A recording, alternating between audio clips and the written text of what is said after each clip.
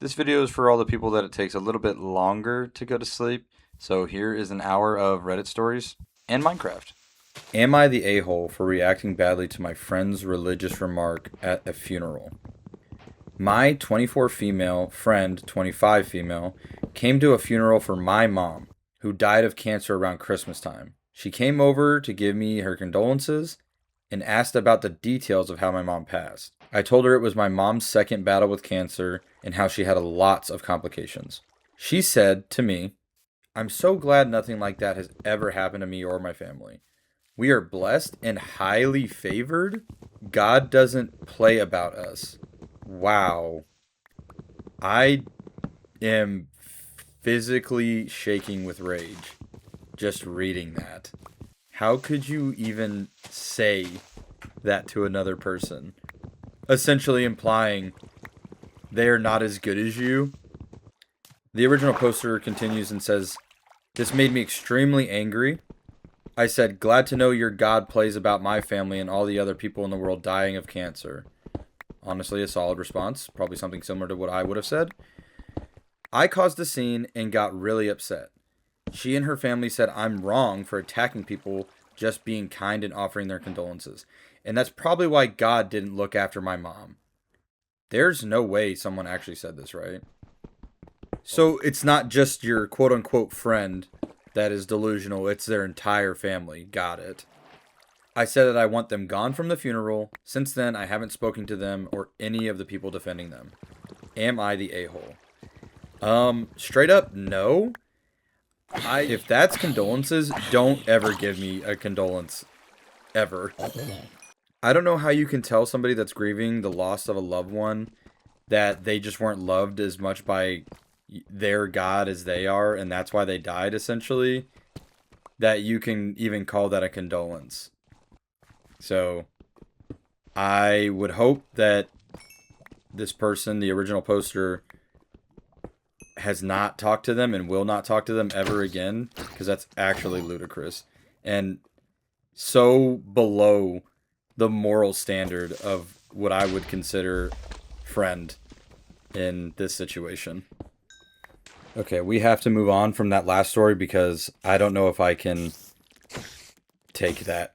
Like, I can't sit here thinking about it anymore. Am I the a-hole for calling out close friends and losing touch for consistently being late? Knee-jerk reaction is maybe not.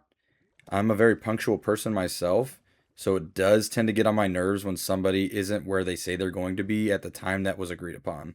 But we'll keep reading. Am I the a-hole for confronting my friends about their overall continued lateness?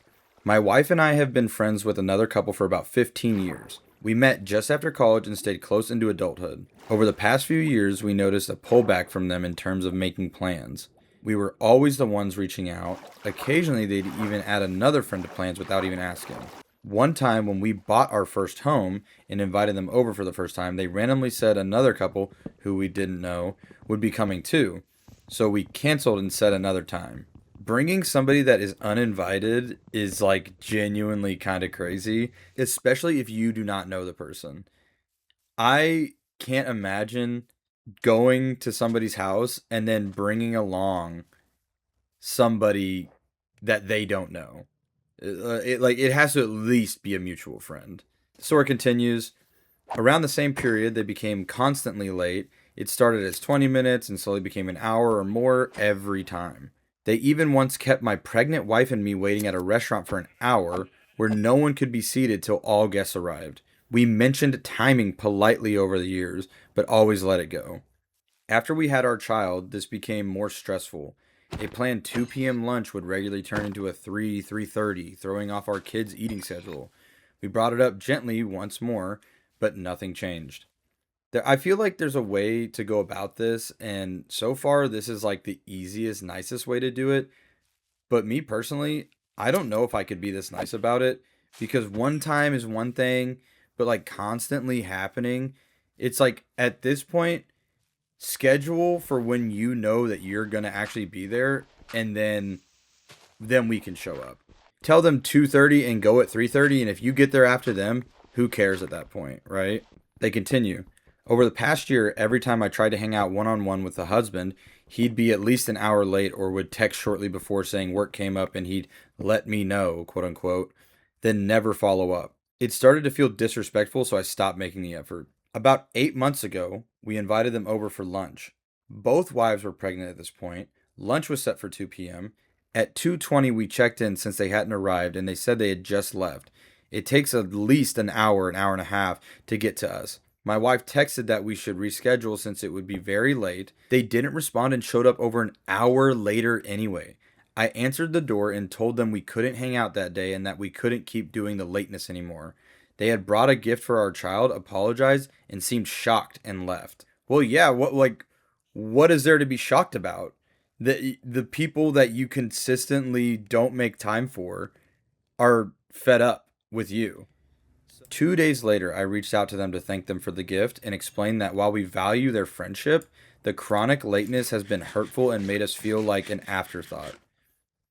They apologized, said they didn't realize it was an issue before, and said they work on being better.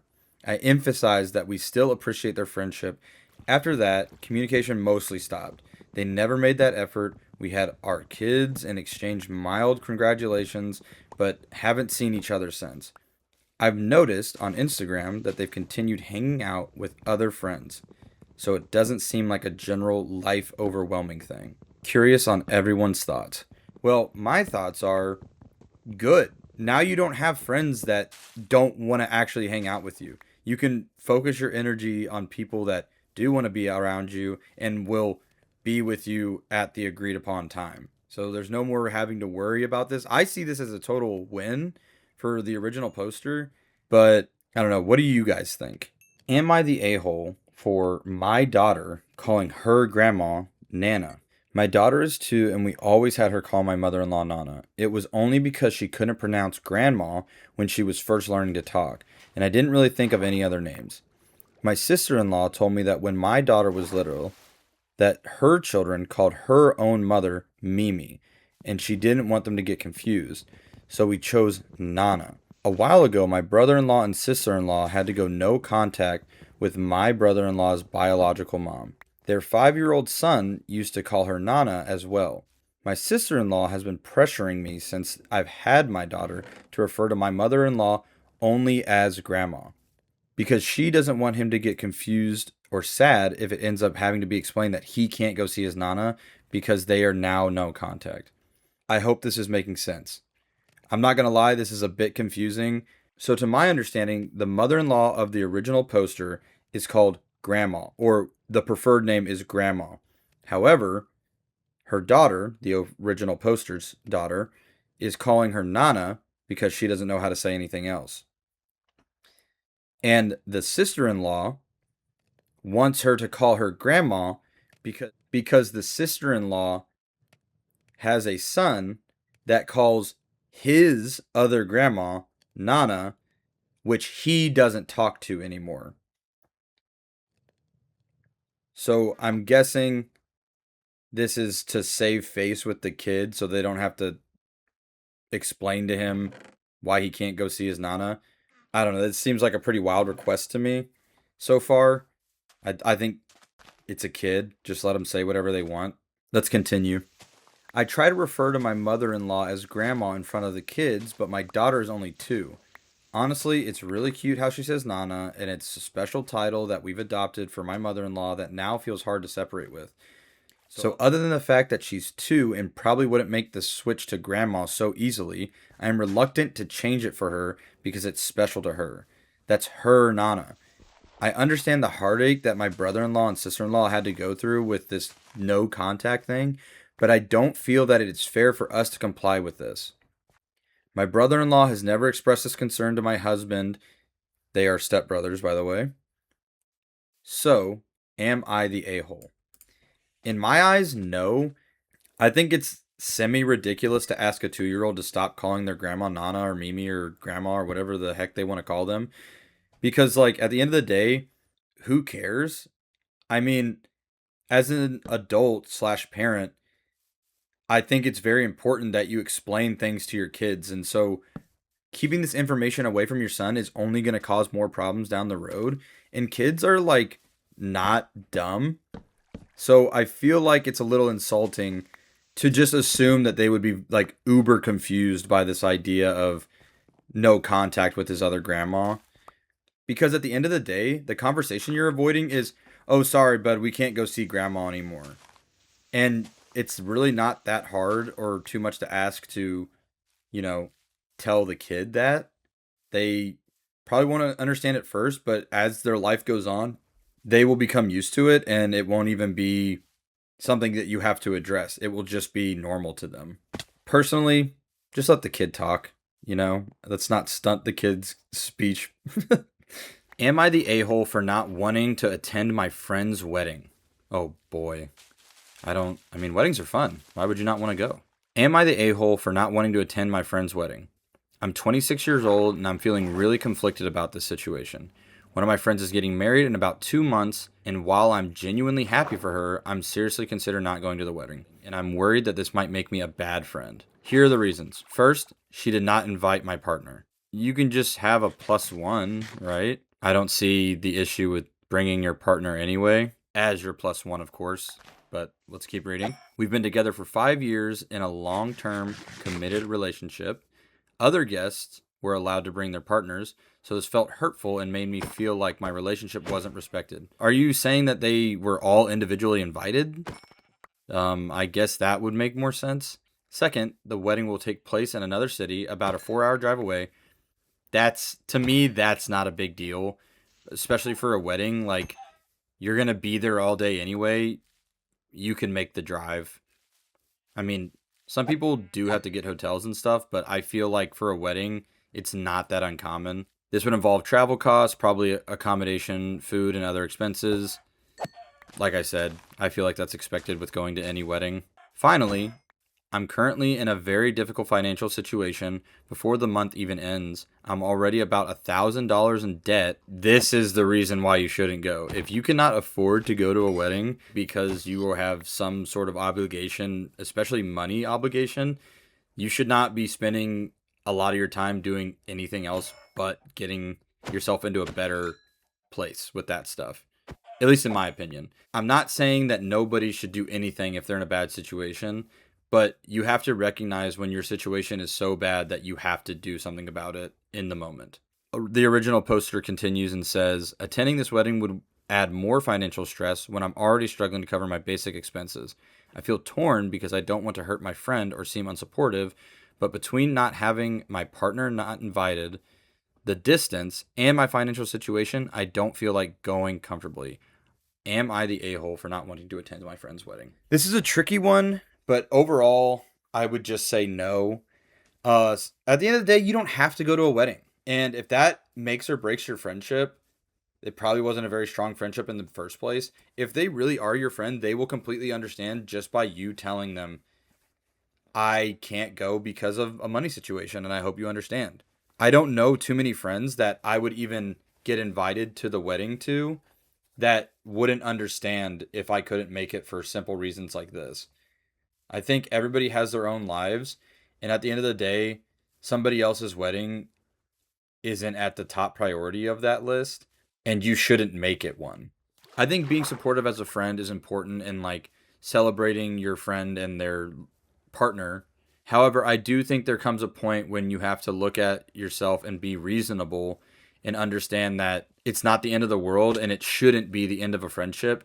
I'm sure there are many people out there today that couldn't attend a wedding for one reason or another, and it didn't really matter that they didn't get to go to it because at the end of the day, the wedding is for the two people that are getting married and nobody else. People being there is just part of the celebration of, love or a unity of two people, right? So I would say that you're not the a-hole. If they're a real friend and you guys care about each other, they will understand that you can't make it for simply the financial reasons. As for the other stuff, I do think it is a little bit weird that they didn't invite your significant other, but they could have just expected you to use a +1. So that doesn't really register as like hurtful or malicious to me.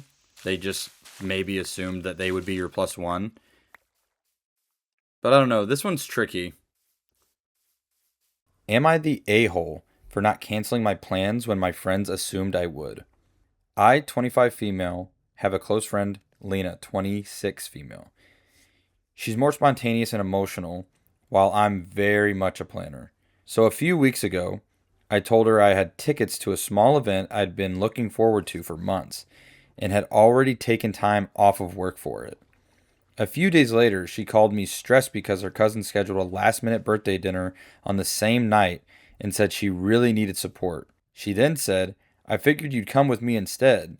I was surprised and told her I was sorry she was stressed, but I'd already made plans and didn't think I could cancel them. She said that if she'd known I wouldn't come with her, she wouldn't have agreed to the dinner. Just don't agree to the dinner. I don't know why even bother with the dinner that you don't even want to go to, and then you're going to force your friend to cancel her plans because you thought she was going to cancel them? Anyway, she said that if she had known I wouldn't come with her, she wouldn't have agreed to the dinner, and that friends should prioritize what's important in that moment. She also said my event wasn't that serious. Yeah, the event that I paid for and wanted to go to, it's not that serious. I told her I didn't think it was fair to expect me to cancel something I'd planned and paid for without asking me first. I did offer to help her beforehand and suggested we hang out another day. She said I was being rigid and that she sometimes feels that she can't rely on me emotionally. We haven't talked much since, and the mutual friend says that she feels abandoned, though they also understand why I didn't want to cancel. I feel bad, but I also feel like agreeing to last minute expectations isn't reasonable. 100% isn't reasonable. In what way does me making plans on a thing that I told you about obligate me to go to your thing when it comes up all of a sudden? The original poster doesn't say how long they had these plans for, but it wouldn't have mattered if she had them for 1 day or 1 month. I'm going to this thing because I want to, and you springing something on me at the last moment doesn't obligate me just because you're my friend. I hate seeing my wife naked, and it's not because she's unattractive. For context, we have been married for 10 years and have 3 kids. Every time I see my wife naked, I walk away or stop looking at her. It's not walking into a room and seeing her and going, oh, my bad, and walking away, or her trying to hide herself. It's flat out, she will get undressed or get dressed around me, and I can't stand to see her anymore. The problem? I find her so damn attractive. This seems like the opposite of what you would do if you found your wife attractive. I find her so damn attractive and would be doing anything to be intimate with her.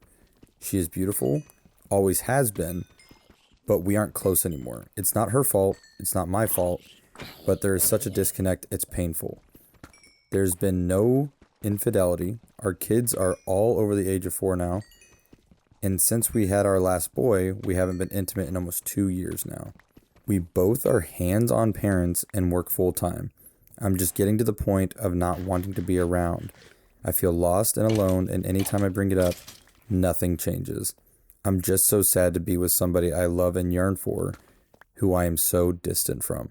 Well, up until the last part, I kind of thought it was a you thing, but it does seem like there is some sort of pressing issue that's not being discussed, likely something that could be figured out through couples therapy. Obviously, we do not have this person's wife's point of view. It's really hard to judge what's really going on when we have no idea or insight into her thoughts on this. It is good to know that there's no sort of foul play between the two of them. I mean, from what the husband tells us. But it is still very concerning that he says it's been brought up, but nothing is done. So I just kind of hope that there's communication going forward into how they can fix this possibly. My adopted daughter is related to me. My male 35 have an adopted daughter, 14, I'm going to call Lily. I adopted Lily the year she was born because her parents passed away from a crash. Lily had 2 mothers, I will call Blossom and Bloom. She was conceived via sperm donor. Blossom and I were exes from university. She realized that she was a lesbian with me, and we remained close friends since then, and worked with one another for years. Months after Lily was born, her mother passed. They did not have any contact with their families. I did not want kids at the time, but I didn't want Lily to be raised by a foster family. I, being her godfather, was able to legally adopt her despite my age, and I raised her. Lily is my daughter, even though I believe she was unrelated to me. She calls me dad, and I call her my daughter, and she's aware of her mother's, and I do not pretend that I am her biological dad. So far, this is like something that I would deem as insanely honorable by this guy. Talk about a choice to make at 21. To be 21 years old or 20 or 21 years old and just be like, yeah, that's my responsibility to take care of that kid. I mean, that's probably more than a lot of people can say, especially at 20, depending on like where he's at in his life. He could have still been in college, and he gave all that up for this kid. So that's insane to me that he had done that. The story continues. Last Christmas, my sister bought our family DNA test kits to explore our heritage and to see which one of us was swapped at birth. Lily was 13 and capable of participating. I didn't think she should because her family and Lily still don't have a strong relationship. Lily had met her grandparents on Blossom's side a few times, but Blooms refused to meet her.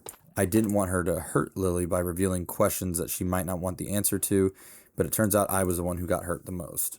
After we got our results back, we saw that Lily was a part of our family tree. The connection stated that she was my niece, and I was assuming that this was an error on the behalf of the company. So a week later, Lily, my sister, and I went to the in-person testing site and was revealed Lily is genetically related to me, but not my daughter and not my sister's daughter. I discussed this with Blossom's parents, and it turns out Blossom was conceived via sperm donor because her father was infertile. And after a month, I was able to get her mother to test as well. Blossom and I were half siblings. My father at some point donated sperm, and that conceived my daughter's mother. It was a weird feeling knowing my daughter and I had been related the whole time, and she keeps being a jerk about it, calling me Uncle Dad and making fun of me briefly dating my half-sister because she knows it pisses me off. I mean, what a turnaround. Are you kidding me? There must have been some sort of innate urge to take over the responsibility of this kid, because to me there's no other way other than them being related that this could have worked out. It's beyond comprehension to me that out of everybody that he met at a university, he dated his long lost half sibling and eventually became the father of a child that half sibling had. I feel like a more appropriate title for this would have been Me and My Half Sibling Have a Daughter or something like that. That would have been even crazier. But having your adopted daughter even having a chance at being related to you and you not being the sperm donor is still crazy. Is it valid to dump my boyfriend because he finally gave me the engagement ring we picked out together a year ago, told me to wear it, and then 2 weeks later told me that the ring was only for me to hold on to and didn't mean we were engaged? First of all, this is a long title, and I feel like it could have been the whole story. But anyway, it says, he does not have a romantic bone in his body, therefore I knew it wasn't going to get in an extravagant form of proposal. So when he handed it to me and said, when you wear this, it should remind you that I love you, I didn't think much of it, just how lousy of a proposal it was. I wore it for 2 weeks thinking we were fully engaged. Then today he told me he hadn't actually proposed and we weren't engaged. It was custom sized to fit my finger. It's not like it was just some random ring. He thinks it's not a big deal, but it is to me. And I just want to know what you guys all think. What other reason would there be to go and buy an engagement ring and then give the engagement ring to the person that you bought it for than to propose? In other words, how is this not a proposal? If you didn't want to be engaged, you shouldn't have given her the engagement ring. The purpose is in the name. The ring is for engagement. And once you give that ring to somebody, you are engaged, at least in my eyes. I don't know how you guys might all feel about it, but that's some weird mental gymnastics, if I do say so myself. My mother died saving a 10-year-old child's life. ... I wish she had let the kid die. That sounds extremely morbid. Let's just hope there is a good reason for these feelings. My mom died saving a child's life, and I hate myself for thinking this, but I wish she had just let the kid die. Everyone keeps telling me how heroic she was, how selfless, how she's a saint. Strangers tell me how proud I must be, and maybe one day I will be, but right now I'm just angry and broken and 27 years old, without the only parent I ever had. I never knew my dad. My mom was my entire world. She was the only parent I had and the only constant in my life, and now she's gone. And everyone wants me to focus on how meaningful her death was instead of how devastating it was for me.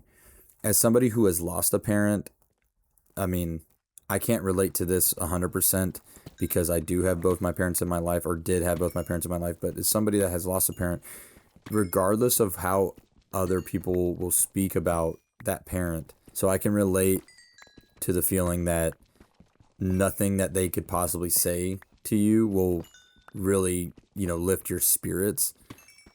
However, I think this person's emotions in terms of being upset and angry that their mom is gone are valid.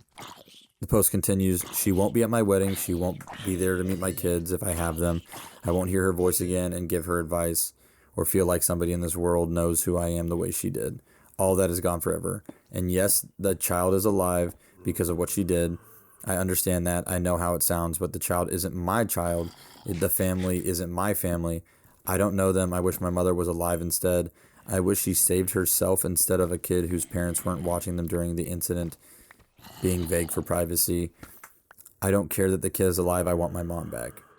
Well, I wish I could know what the incident that the person is referencing here is, but I think your mom wouldn't want you to feel that way. I mean, that sounds like so cliche, but I want it to be clear that your emotions are valid, that like you can miss your mom.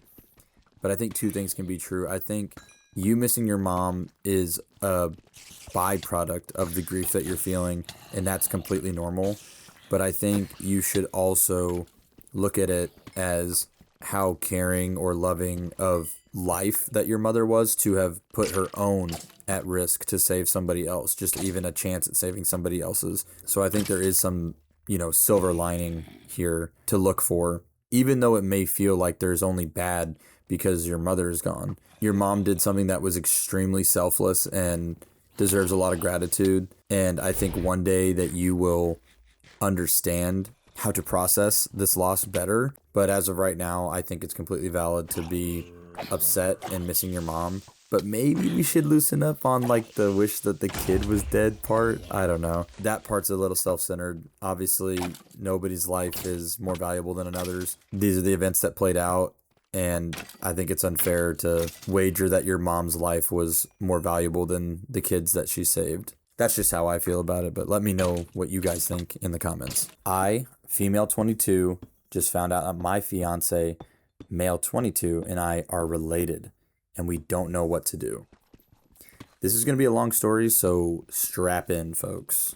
The holidays uncovered something huge, and my fiance and I genuinely have no idea what to do. I grew up in a fairly large city in the South with just my mom, my younger brothers, and me. My dad died of cancer when I was 4, and my mom supported us by working as an accountant in a mid-sized company. It was always just the big three, as my mom liked to say. I had never known anyone from her side of the family, and she had always been extremely private about her upbringing. But as I got older, I picked up bits and pieces. Whenever we saw family, it was always on my dad's side. My parents met as adults, but after my dad had died, my grandpa really stepped up in my life. He took me to father-daughter dances, he came to the baptisms and major milestones, and was always present. When I asked my mom about my mom's side, I usually got short answers like, they're bad people, or we live far away for a reason. As far as I know, my mom left home when she was around 17 and never spoke to anyone from her family again. My grandparents on my dad's side never met anyone from her side either.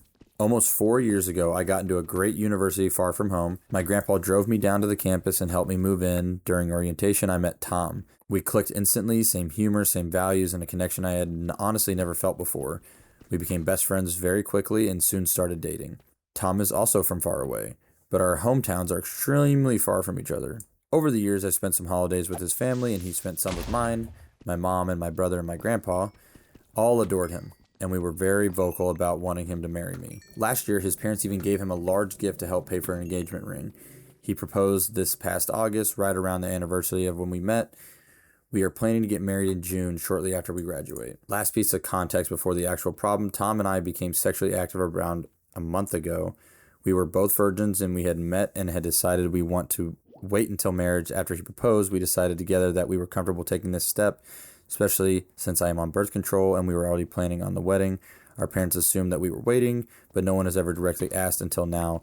This has not been a point of stress for us. This is where everything falls apart. This past Christmas, I stayed with Tom's family. My mom and my paternal grandmother are in the middle of an argument, and I did not want to be involved with it.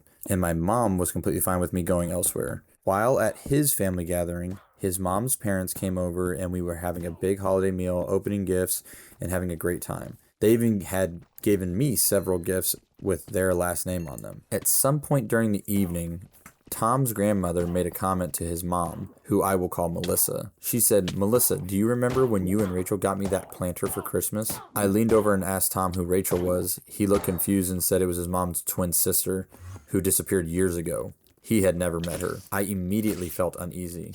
My mom's name is Rachel. Although she had gone by her middle name my entire life, I also knew that she had siblings, one sister and one brother. Tom had mentioned an uncle who passed away around 2010. At the same time, I convinced myself that it was just a strange coincidence. Later that night, people were moving around the house and Tom and I ended up sitting alone together with some wine, and I whispered something like, "I didn't know your mom had a twin." I think at that exact moment it hit both of us. About a year ago, while dating, we had already realized our mothers shared the same birthday. We thought it was a funny coincidence and even mentioned it casually once to his mom. We both started internally freaking out but kept it together for the rest of the visit. The next day I flew home to see my mom. Before I got there, Tom and I came up with a plan. I told my mom I had been talking to the gynecologist about some issues with my period and that one of the intake questions asked whether there were twins in my family. I said I didn't know and I figured I should ask. For the first time in my life, my mom admitted she was a twin. Taking a break here to just say, wow, how in the world could you not know some of this information about your own mother? I know it just, like, explicitly says in the beginning that she's like extremely private about this stuff, but like, how has this never come up before? I can't even imagine not knowing some of the things that this woman doesn't know about her own mother, and it's hard to even place myself in a situation where I wouldn't know these things, because I feel like throughout your life you just learn things about your mom, and eventually you sort of just like piece together her life, right? But this omission of information is beyond what I would consider normal. The post continues, when I asked why she never told me, she went into a long drunken rant about how her sister Melissa was a literal demon. My mom is unfortunately drunk most of the time. She had mentioned cutting her family completely off when she was young. What is wild is that my mom and Tom's mom look almost nothing alike. One is tall and brunette and the other short and blonde. At that point, everything clicked. We confirmed last names, which were the same. I had also learned my mom's maiden name for the first time in my life, which I know is strange, but she is intensely private. Tom and I are first cousins. Oh my goodness. How do you even go on from this point? You know detrimental information that will directly affect your relationship going forward, and it almost feels like you can't do anything about it, other than calling off the wedding and never being with this person again. The story continues. We have no idea what to do next. Our parents have never met, but they're supposed to meet at our wedding in 6 months. We have already built a future around each other. Tom has a great job lined up, and I have been accepted early decision with my dream law school in the same city. Our relationship is genuinely strong. We are the best friends and deeply in love. Ending the relationship feels like throwing away the greatest joy either of us have ever had. Continuing it feels terrifying. There are obvious biological concerns if we ever want children. There is also the very real possibility of being disowned or pressured to split once the truth comes out. We are stuck and completely overwhelmed. What do we do? Wow.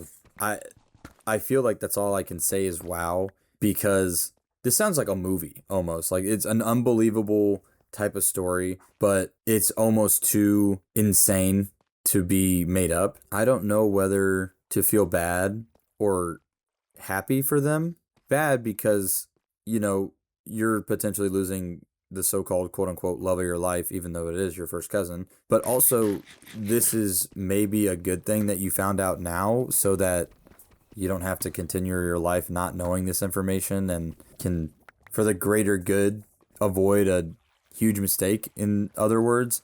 But I don't know what to say to this. I can't even I don't even want to begin to think of what I would do. Let me know what you guys think in the comments of this last story. I gotta hear other people's opinions. My wife just admitted to me that our child isn't even mine and she's cheated on me with 2 other men since we've been married. We have been married for 3 years. Basically, she wakes me up this morning yelling and screaming because I didn't get up early. It was 7 a.m., pretty early to be honest. And I asked her why she's fighting with me first thing in the morning, and suddenly she looks at me dead in the eye and tells me that our daughter isn't mine, and that she's been cheating on me with 2 other guys, specifically her PT, who I thought was a woman. Turns out she hired a male professional trainer, and a guy down at the local barbershop. I started laughing and smiling because with literally all this hitting my face, my brain broke and didn't know how to react. I asked her why, and she just stared at me. I think of myself as being a good husband, sharing the work, and I have my own business and make pretty good money. We live pretty comfortably, and I provide as much as I can. I'm currently crying in the closet with my dog drinking vodka. I am not in a good headspace, clearly. Am I overreacting?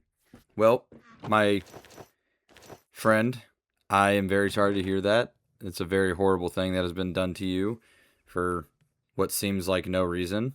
Getting this sprung on you at 7 in the morning in a daze of, sleeping, instantly being yelled at, and then hit with probably some of the most devastating news you've ever heard in your entire life. That combo is not something I would wish on my worst enemy. It's hard to think that somebody would ever do this to another person without some sort of motive behind it, but obviously we have no other perspective of this, and I'm not saying that the wife is right, because obviously there are other ways to go about a bad partner, like not cheating on them. However, the poster doesn't give us any insight into any other goings-ons of the marriage, so it's hard to piece this together. Regardless, with the information that we do have, I think this is just blatantly wrong. It's hard to justify any of these actions. I don't know what else you could do other than cry in the closet with your dog. I know my dog is one of my best friends, so always need them for emotional support, but I don't recommend turning to drinking, and I hope that this is just like a one-time thing to sort of ease the pain in a way, but don't become reliant on it. And I hope that the situation betters itself in some way for you. I am a homewrecker, apparently. A few days ago, my boyfriend came to pick me up from my university. We go to different universities. And while I was sitting on his car, I saw a necklace, and I asked him about it, and he said it was his sister's, which I believed because when I went to his university, I saw him with a girl, and she was wearing the same necklace. And when I asked him about her, he had said that it was his sister, which I believed because they looked very similar. However, today, I got a "Hey girly" text on Instagram. Already the worst thing you could possibly see as a woman.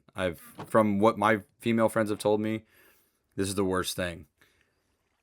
Continuing on, that girl was apparently his wife and the mother of his 1-year-old child.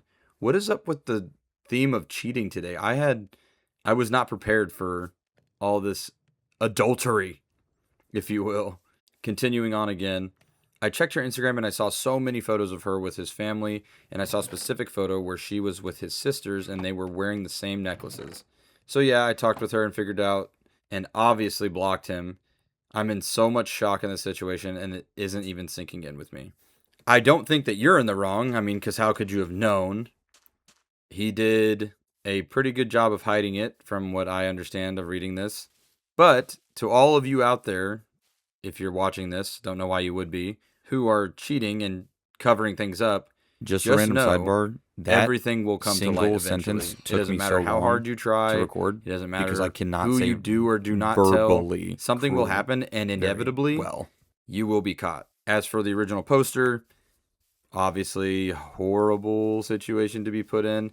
I don't want you to put this on yourself, mainly because you were not the one that sought out a man that was already in a happy relationship and married and with a kid. Because if you had known that, you obviously wouldn't have dated him. So I wouldn't label yourself a homewrecker. I think somebody is a homewrecker only if and when the person that they are going after is currently in a relationship and you try to insert yourself into their life with intentions of breaking up that couple. But what do you guys think? Do you guys think that they are a homewrecker, or do you think that they're not? And not to interrupt, but we are at that half-ish way point in the video where I shout out my most recent subscriber, that being this person right here. I want to thank every single one of you guys for subscribing. I can't thank you guys enough. We've already hit 140 subscribers in just under a month, I believe. That's insane to me. This is the most subscribers I've ever had. So please keep showing support. I love reading all the comments and seeing all the likes and stuff on everything. I hope you guys have a great day. Enjoy the rest of the video. Am I the asshole for telling my family that they need to get over my father walking me down the aisle and that I am not uninviting him? My father was absent for most of my childhood, and I'm the second oldest, and he split when I was around 7 years old. I have 3 other siblings. Growing up, everyone in my family hated him. That includes me, especially my mother and youngest sister. My mother was not the best parent. She would be verbally cruel. Continuing on anyway. My trust in her is also gone due to her lying habit. My father reached out to me when I turned 18 to get coffee. He apologized to me and wanted a fresh start. I was hesitant at the beginning, but decided to forgive and move on. He reached out to the other kids when they turned 18. They wanted nothing to do with him, and that's their choice. He did explain why he left my mother, and I confirmed it with her. I am now 28, and I don't regret it at all. He has been a huge help and support to me over the years. My relationship with my mother has been growing worse over the years, especially since she hates my husband-to-be. This is my problem. I invited my dad to walk me down my wedding. I wanted him at my wedding and to be part of it. My siblings and my mom are pissed at me. They told me if I do this, they will not come to my wedding. They want him uninvited from the wedding and that my mom should walk me down. I told them no, and it resulted in an argument. I told them they need to get over it, and I am not uninviting him. They said that they will not come, and I told them that was fine. Am I the asshole? I think this whole family dynamic is sort of stretching everybody's emotions a little thin. Obviously, we are not given insight into anything that the father specifically did. At the end of the day, everybody has a valid reason for not wanting to be in a relationship and wanting to remove themselves from a situation. I don't personally agree with leaving your kids to not raise them, essentially. It's just something I would never personally do. I could never leave my own children's lives like that. But obviously, he thinks he has his reasons and came back for it and tried to make right by it because he felt some sort of guilt when they all turned 18. That doesn't necessarily make it right what he did. I'm just saying that he did try to atone for that and apologize in his own way. And obviously, I don't think that you can make it right because those years are lost. But I think he had the right attitude and spirit, if that makes sense. As for like the wedding, at the end of the day, it's your wedding. Like, who cares? If you want to do something for your wedding, that is completely up to you. And if your family doesn't agree with it, tough luck. You know, if they want their own wedding, then they need to get married. You only get married, hopefully, one time, but you don't have to cater your wedding, and you shouldn't cater your wedding to anybody else other than you and your partner. Obviously, everybody's going to have some sort of influence to their weddings and whatnot, but I don't think it makes sense to stray away from what you really want at your wedding just for the feelings of other people. At the end of the day, in my opinion, they're not being very supportive of you because all they would have to do is just sort of ignore your father and stay away from them. Because at a wedding, there's tons of people to be talking to. You can, separate yourselves from that other person. There's no reason that you should feel obligated to accommodate these 4 people that could simply just ignore your dad.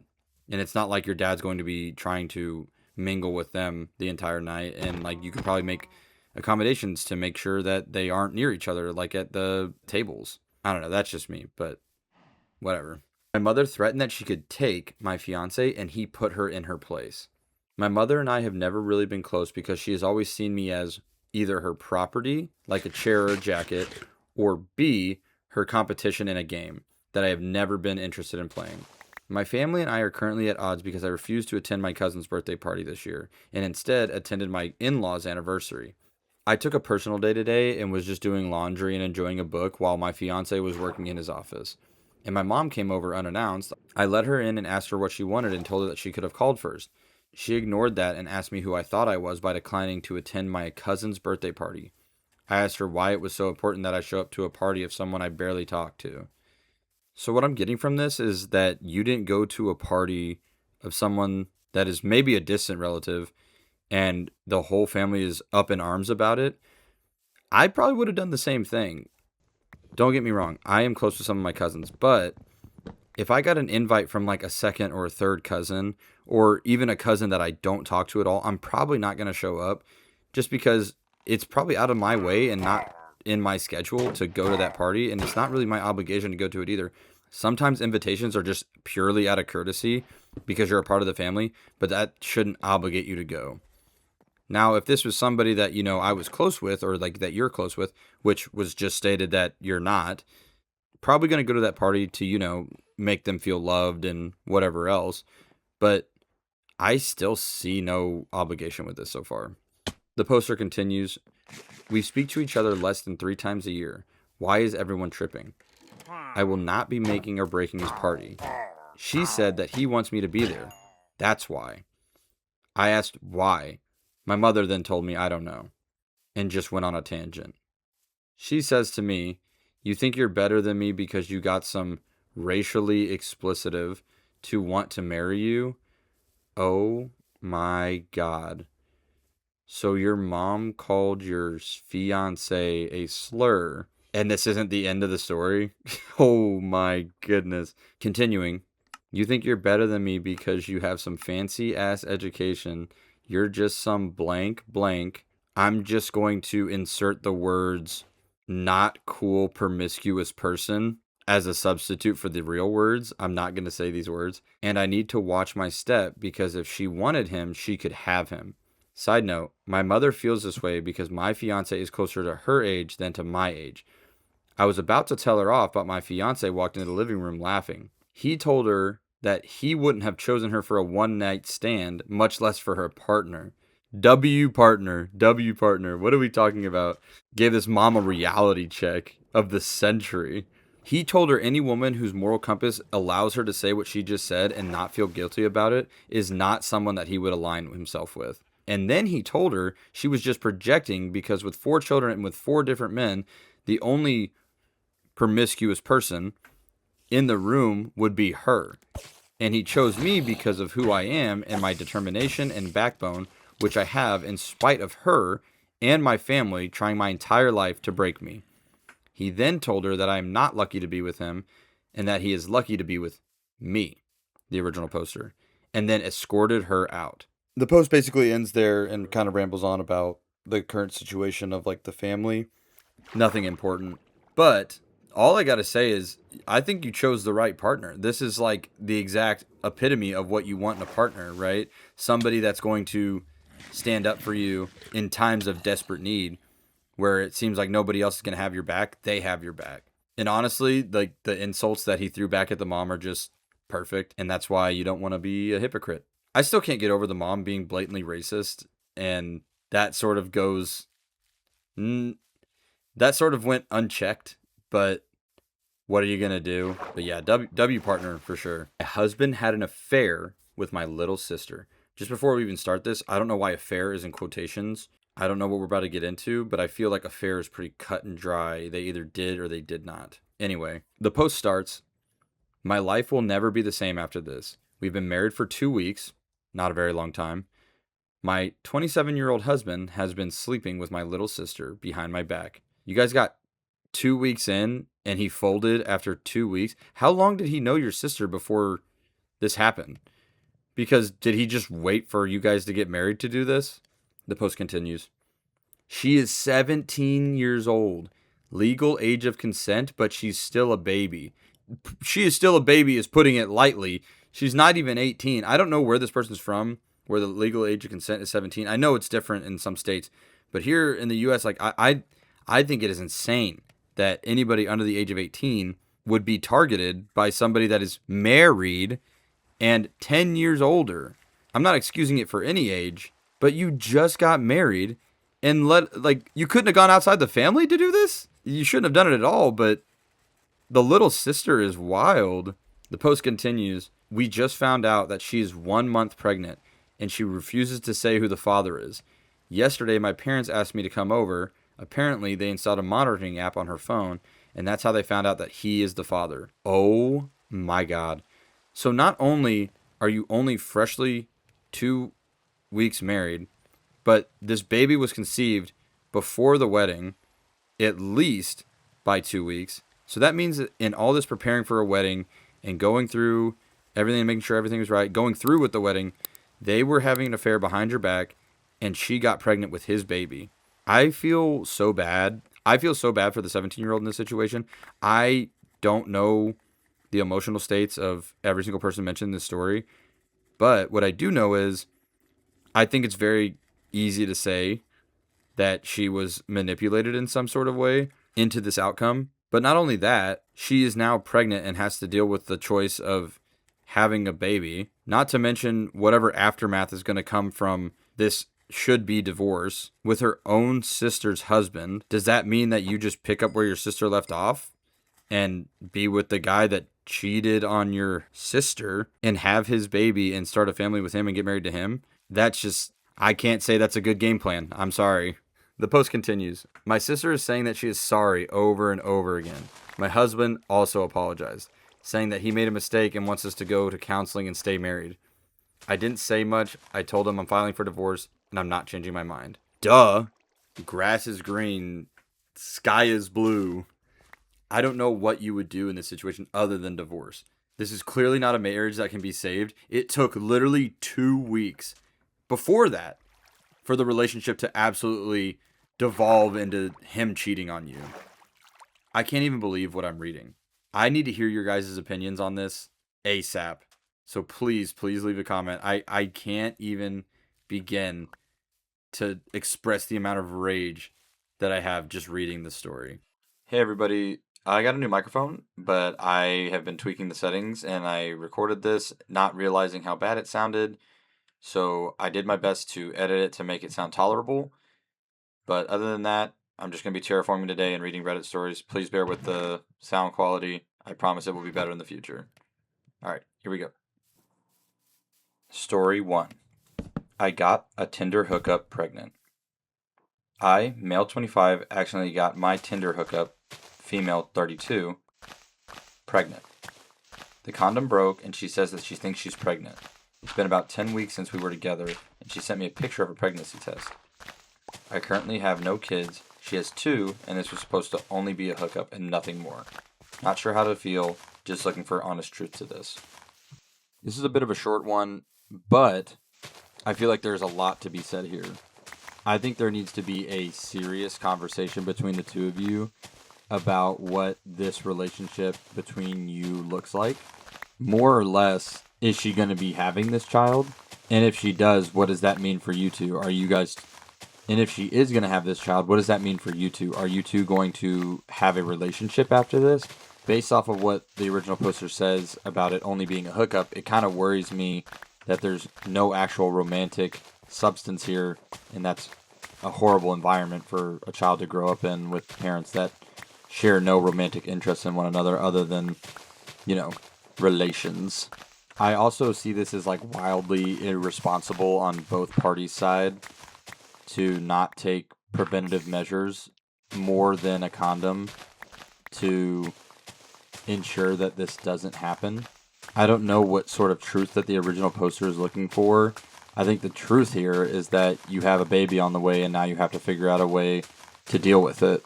Whether that's, this is your new life and this is who this kid that is on the way effectively is now your responsibility, at least the way I look at it. And that kind of ties you down to whether or not you stay with this person or not.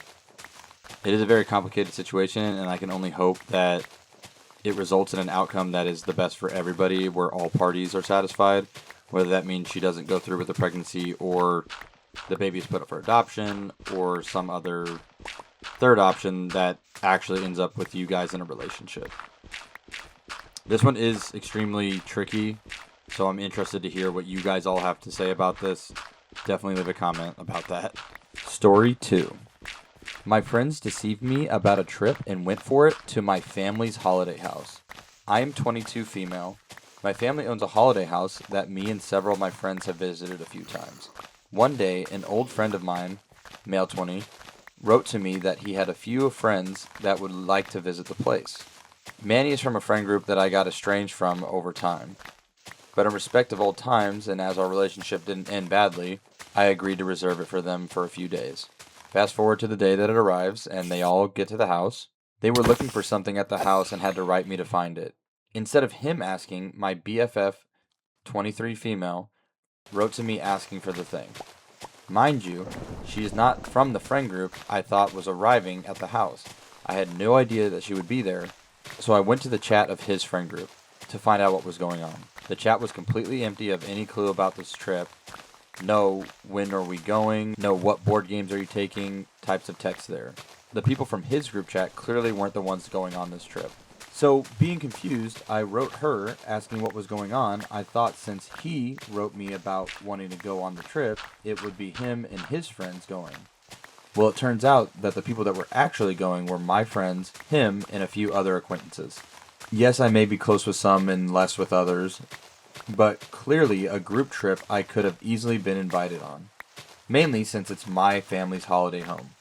I had figured since my BFF was going on the trip that she would have told me about it after we'd been friends for so many years, especially since it was my family's holiday home. And seeing that she was going, she could have messaged me about it. But no, he is the one that wrote me, as if it was his group going. None of my friends even thought to call me. I find this situation well over disrespectful and hurtful. Now they have started sending me photos and jokes, as if wanting to include me or something. I also don't know what to do exactly because those people are mostly my friends. I would be practically left alone without them. But isn't this going well over the line? I have had a lot of texts and photos coming from the chat and feel like I'm frozen in place and can't decide what my next action should be. Well, for one, I don't even know if you can call them your friends anymore. I can't see in any universe where I'm a person that I go to a friend's family house and don't expect my friend to be at their family's house. And vice versa. My friends, I would hope, would not do something like this to me. And it seems like an excuse to have used a nice place to have like a nice trip or whatever you want to say at the expense of somebody else. Sort of like an all expenses paid trip that you don't have to worry about like breaking something or whatever because you don't own it, right? Not saying that they went in with the idea of wanting to break stuff, but I think the analogy is still there. My main point being, I don't know why they wouldn't have invited you, or you yourself wouldn't have just gone, considering it was at your family's place. And I'm not trying to victim blame because I think you are the victim, and I think that they definitely abused their friendship with you in getting you to allow them to go to this place. However, I do think it's strange that you didn't invite yourself in a way. And I get some people don't want to impose or assume things, but if you're going to come to my family's place, I'm going to be there. Like, I am responsible for putting you there, and so I have to be responsible for when you are there. So I don't think it weird that you would quote-unquote invite yourself, which I think you have total justification to do so, if you could even call it quote-unquote inviting yourself. But at the end of the day, I think you need new friends, and it sucks to say that.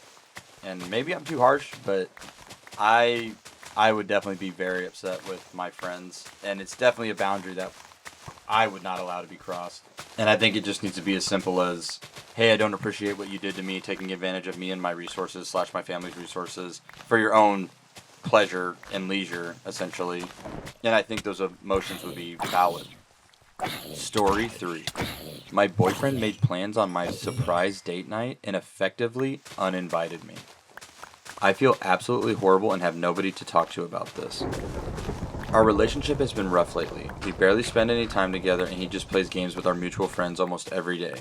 We had a small fight about it the other day and we both decided that we should block out time for each other. I told him I'd decide a day to get back to him. He always tells me how much he loves me, but I always feel like his last priority. And he gets really offended when I bring that up. He always says that he'd wish I'd surprise him more and be more spontaneous, so I booked a surprise date night for tomorrow night. Italian restaurant, watch the sunset, then go home and play Divinity 2 together since we never find the time. I cleared my calendar and planned this all 2 nights ago. Last night we had dinner with a friend group. He abruptly announced that he had plans to play MTG with another friend tomorrow night and asked to host a few games of Commander at a mutual friend's place so the four of them could all play. After I asked what I'd do, he said it was an open invitation so I could come sit on the couch if I wanted. To make things worse, he explicitly told the friend I'm closest with that he'd build him a starter deck, so now I've truly got nobody to hang out with or even vent to. I'm just so defeated. All of our friends are ghosting me, and I wouldn't even dare to mention my original plans at this point. My BF can tell I'm upset, and I haven't told him anything. Okay, so there's a lot packed in here. I want to touch on the very last sentence about not telling him anything. I think you should tell him, because at the end of the day, communication is the only thing that's going to get you past this. I'm not sure how long they've been together. It doesn't say, I don't think. At least I don't remember. But not telling him is only going to make things worse because you're going to pent up those emotions and then resent him later, when this is something that you should probably bring up right away, or at least when you become ready to. However, in his defense, he had no knowledge of the surprise that you had planned for him, so he had no reason to believe that he had plans on a night that he made plans on. I did find it a little bit insulting that he'd made these plans without explicitly including you and kind of told you that you can just go sit over on the couch or something. I did think that was a little wild. However, you planned a surprise date night that he didn't know about because it was a surprise, and I don't think that that should be held against him. In my opinion, the only thing that he truly did wrong was not actively including you, like I said before, in this grandiose plan of games that he had made for the original date that you guys had. So maybe there is like fault on both sides. I think there is a needed sit down with each other to actually talk through the relationship and see what you both want from it moving forward. But I think this is a non-issue, but it just needs to be communicated better, that when he makes those plans, you should be telling him, oh, hey, I actually wanted to do this night. I had it all planned out. I have reservations, blah, blah, blah, whatever. And if he then, doesn't change his plans for you, then you kind of know that, like, he's putting other people and other things past you and your relationship. But I don't know. I just feel so bad, like, trying to find reasons for him to cop out of it. But I do think that there's, like, blame to share. Alright, it's that part of the video where I thank you guys from the very bottom of my heart for subscribing, for watching my videos, and for leaving likes. I've seen so much growth over these last 3 weeks, this being the third week now of uploading on this channel. And it's been so consistent, and I've genuinely never seen anything remotely close to this success-wise on YouTube. We are almost at 100 subscribers, and that will be the most subscribers I've ever had on any YouTube channel that I've ever made. So, thank you guys. And like I always say, I'm going to feature one recent subscriber at the time of editing, and that is this guy.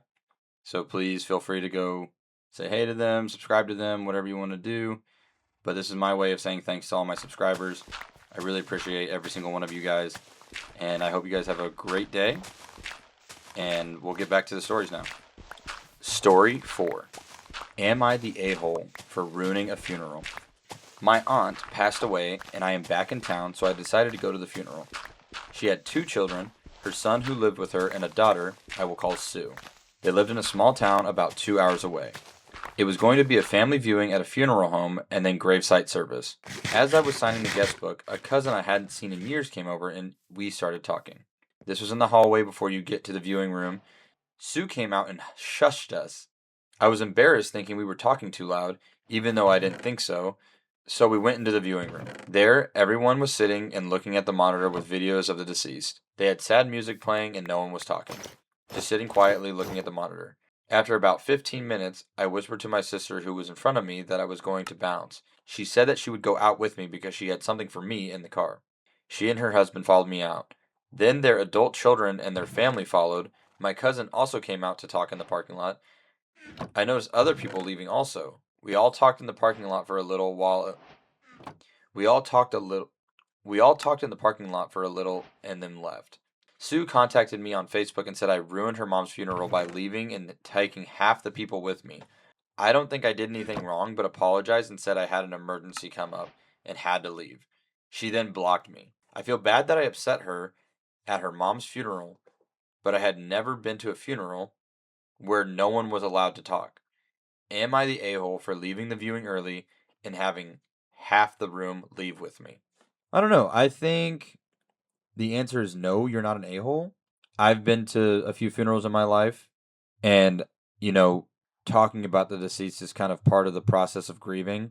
I'm all for, like, this is what we want, like, we want a silent viewing or whatever.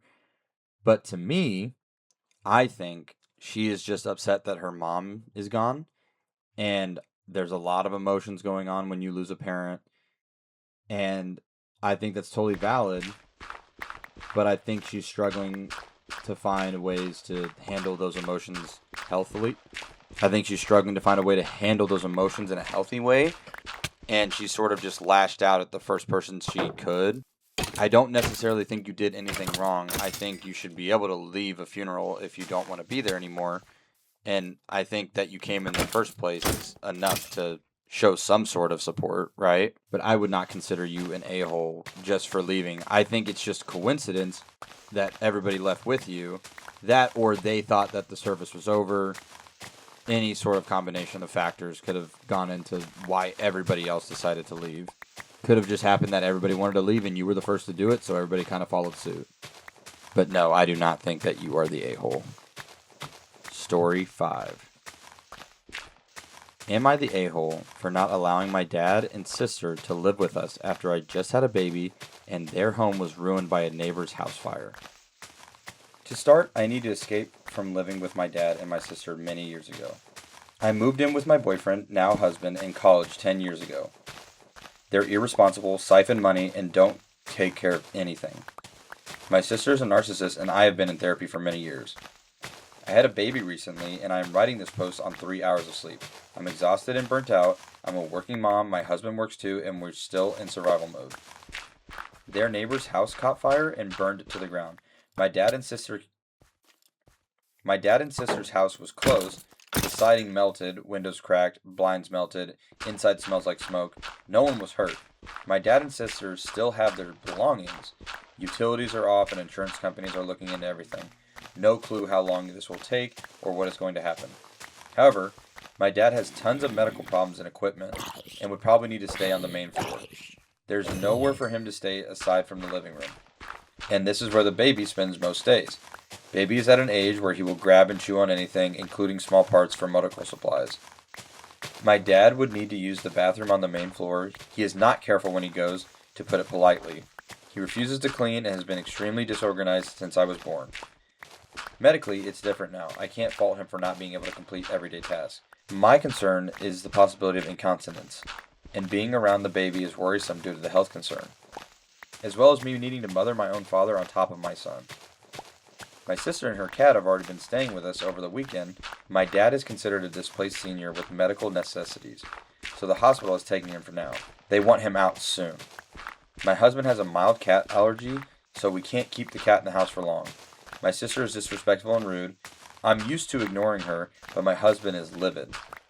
She watched us put away groceries. I had to ask her to help with dishes after she ate a meal that I cooked, and she brought over my dad's dirty laundry and didn't do it because she went to an activity for fun. My dad is currently doing it while I'm at work, and I have to run it to my dad tonight in the hospital. She talks and talks without ever stopping. She is selfish and doesn't think about anyone except for herself. My husband put his foot down and I agreed. We spoke with my sister and gave her 2 weeks max that she could stay.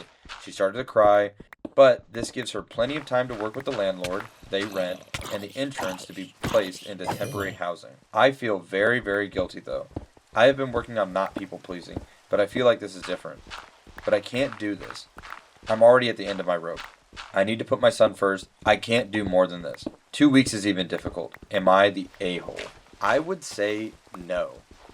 I think there comes a limit between family members where help is actually help and not just freeloading. I think there needs to be a line when it comes to family that you can't just assume I'm always going to help you, I'm always going to be there. I think it is great to always be there for your family and like do as much as you can do, But I think there is a fine line between helping somebody and just like doing something for them. To our knowledge, from what the original poster posted, we have no idea if like immediately the sister and the dad were working on finding temporary housing, or if they just plan to just randomly move in with their daughter slash sister for the rest of their lives. You know what I mean? Which, by the way, should not fly. I'm all for helping my siblings and my family like in a time of need, but you better be doing everything in your power to be getting back to where you were before, or at least something that can temporarily sustain you.